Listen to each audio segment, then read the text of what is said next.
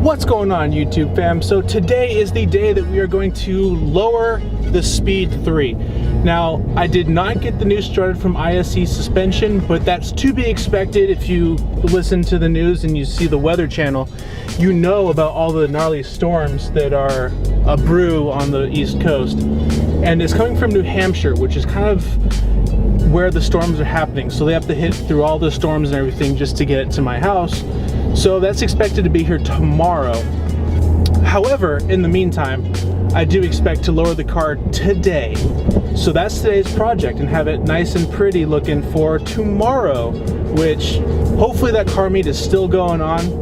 It's supposed to be raining tomorrow morning, but I'll definitely keep a close eye on the Weather Channel, as well as I'm probably gonna contact Danny a little later on today to see if it's still happening because of the rain. So I'll keep you guys informed on that, but let's go lower this thing.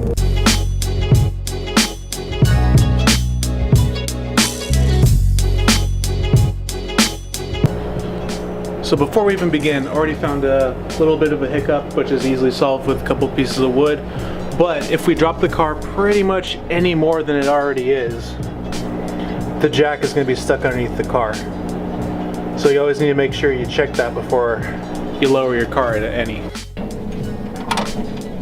So for the rears, what we have to do is the spring perch right here, unscrew it down, drop that a little bit, and then for the strut, and this is the one that's making the noise by the way guys, we have to raise this up to lower the car.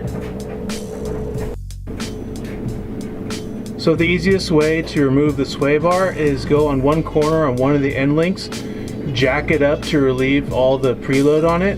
The bolts come out really easy, and then all you have to do is just drop it from a jack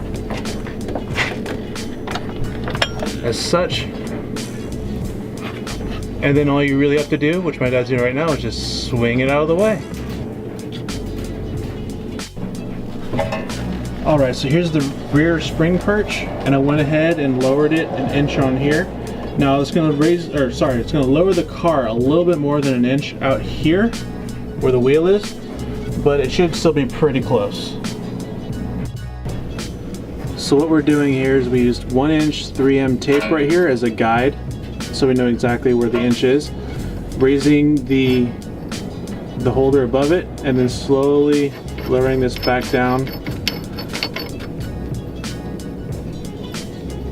to the inch, so we know where this is going to sit. So then we use a 3mm tape, the 3M tape to hold it in place as we twist it to the proper height. So for the fronts, it's very simple. All we do is just raise this perch right here up an inch, and then tighten down this whole part of the strut, which lowers till it sucks in, and this is touching that. But first we're going to break it loose, raise it up an inch with that tape, then twist it down.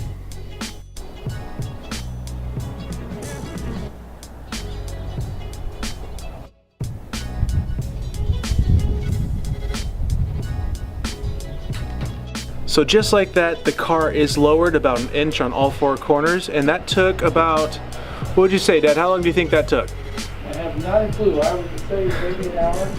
Not a clue, maybe about an hour. I got here around 10:40, we started about 11. And it's actually 1. So 2 hours, somewhere around there. Time flies when you're having fun. Time flies when you're having fun. So let's head back to the house.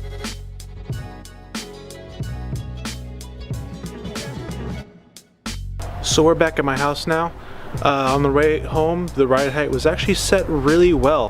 Didn't bump, scrape on anything.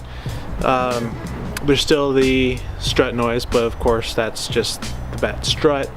But that's okay, it's to be expected. We'll get the new one in tomorrow, maybe install it this weekend. I'm not sure yet, maybe early next week, make a video out of that, and then the alignment will happen.